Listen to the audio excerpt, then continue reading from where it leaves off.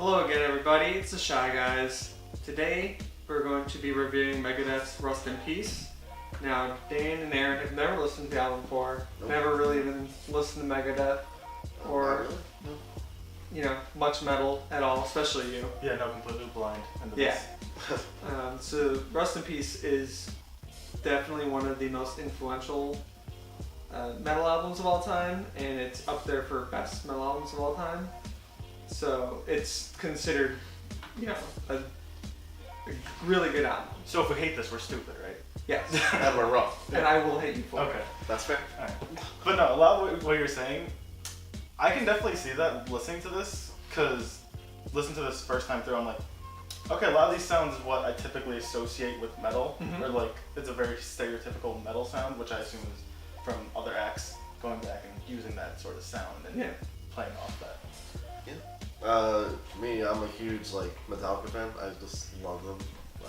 I love some of their albums are just amazing. They're my top 10 favorite albums of all time. Yeah. Everything else though, I've just never listened to. Because I just understand that Metallica is a very different band than most metal bands. Like you said, Megadeth is a lot less melodic.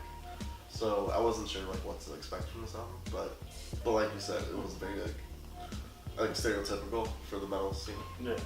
Yeah, actually at the time when it came out, from my understanding, is because it changes a lot of the speed and especially in Holy Wars, in the first song, they changed tempo a lot in that song. Oh yeah. Yes. So that in metal at the time, if you listen to say Metallica, for example, they're not really doing that as much as they have in this album. So it's kind of different at the time.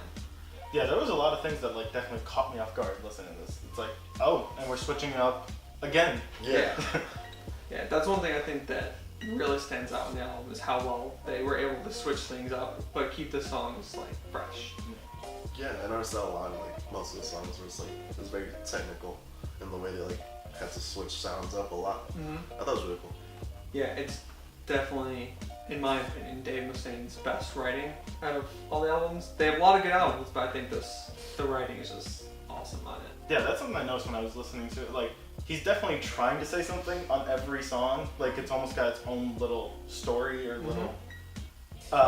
little narrative it's got going on. A lot of the time it didn't click for me because I'm a lot of these are very just abstract and all over the place. It's I can't figure out what he's trying to say something.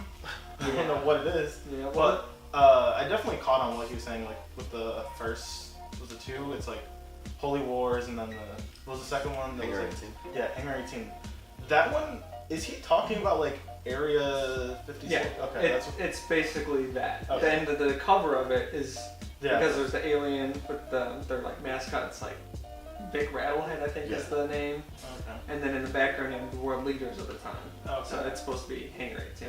See, I liked that song. I think it could have been a little better had he gone a bit more into it. Okay. See, that's where I think you wouldn't like more metal and rock, is because it's not all lyrically based as hip hop is. It's a lot more instrumentally based. Yeah. But no, that was cool. It was just oh, this is cool. Wish it would dove in a bit more. Yeah, I get you. But no, kind of what he did with the Holy Wars. I really fucking love that song. Yeah. Great song, by the way. Just a killer intro. Yeah, definitely. The guitar in that is fucking insane. Yeah, I think that's my favorite song on the album. I know you absolutely love that song. Yeah, it's one of my favorite songs. But yeah, the thing with this album was it was around a time of change in personnel for Megadeth, because he had Dave Mustaine, they got a new drummer in Nick Menza, they had new guitarist, Marty Friedman, the new guitarist, and then David Ellefson on bass. So that was just them all coming together, and it clicked perfectly.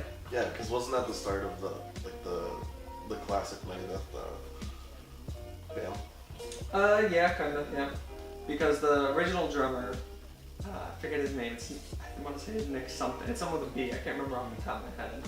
But he was on the previous albums, Killing Is My Business and Peace Sells. And those are good albums, but if you compare Killing Is My Business to Rust in Peace, it's entirely different sound. But no, like you said, listen to this, how you said they clicked. Yeah, you can definitely tell everything is just super insane instrumentally. Yeah. Like, especially the drum and guitar for me. This is what I noticed. Is they're just like step for step, just in tune with each other. Yeah. See, that's one thing I like with, because I told you when listening to it, don't listen to the 2011 remaster because it's not good. Alright. I really enjoy the 2004 remaster, and I love the original. That's what we all listened to, right? The 2004. Yeah. That's what we listen to. Yeah.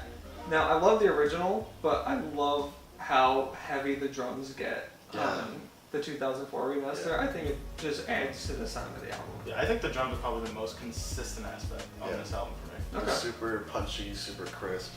They're really good. Yeah. So, what did you guys think of the title track, Rust in Peace, Polaris? I think it's one of my favorite songs on the album. I thought it was like a really cool topic that it chose. Mhm. The whole Yeah. nuclear aspect of it.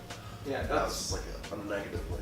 yeah, that's what I really like about it, is the message he's portraying in that song.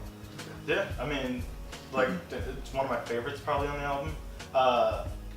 It definitely made a lot more sense once I searched up the definition for Polaris. Yeah, I 'cause didn't know what it meant. yeah, it was the name of a bomb Yeah. Yeah. or a missile. Yeah. So, yeah, it's up there.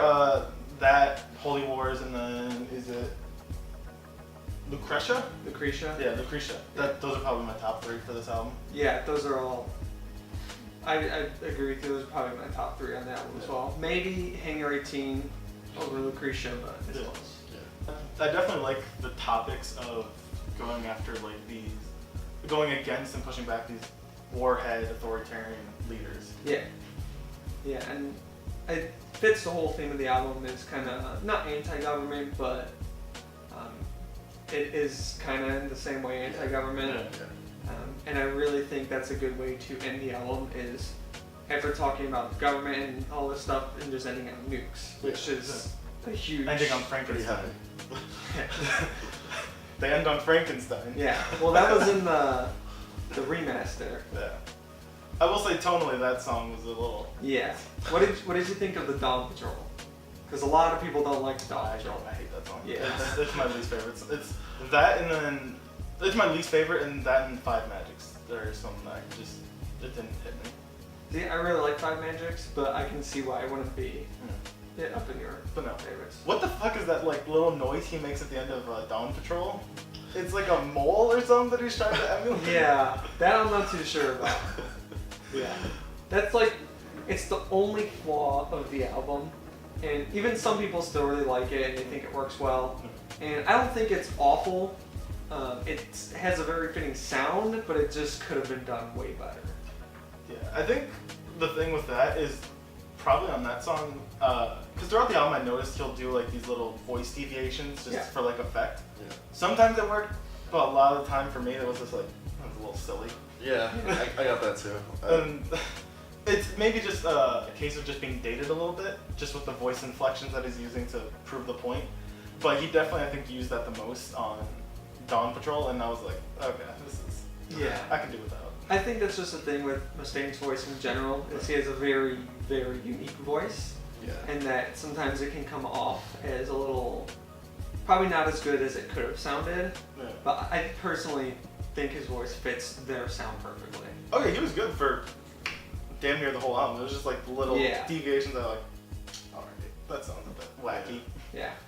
Yeah, I think Dave's voice, just in general, was a little bit of a drawback for me. Because, I don't know, it's just weird. No, I understand it entirely. I think That's not for everyone. Yeah, I think it fits, the music pretty well, but, sometimes, like you said, it just, doesn't right. This is... So overall, what was your guys' thoughts on the album, and would you consider listening to more Megadeth? I thought it was a pretty decent album. I liked it quite a bit. Obviously, Holy Wars is a dope song. Yeah. Also, Rust in Peace is also pretty amazing. I also love just the topics that they chose to go by. Also, like I said, the instrumentation was really punchy, really good. I'd probably go back to this album and probably try out some other Megadeth. I think you would like Countdown to Extinction more than you would like this album as a whole. I just think it fits your kind of style more. It's not as it's just a very different sound than honest. Okay. But Yeah. I think you should give that a listen. I think you'd like it more than Rust in Peace. Because like I like this album. I like Megadeth from what I've heard, but I still like Metallica a little Yeah. bit more. Yeah, well, that's a big debate. It's Metallica and Megadeth. Yeah. For me, it was alright. It was fairly good. It was just a couple misses here and there, but I'd probably definitely listen to at least one more just to see creatively where they would go on another project. Okay. To see their range or whatever they cover. I'd probably go back to this one a little bit, just because the instrumentals are just that good Yeah. on a lot of these songs. I don't know. I feel like it was probably a good intro album into this sort of genre. Okay, yeah. I think a better intro would have been Metallica because they are just A bit- more accessible. Yeah, more Yeah. mainstream appeal. Yeah, but it's a good start. You?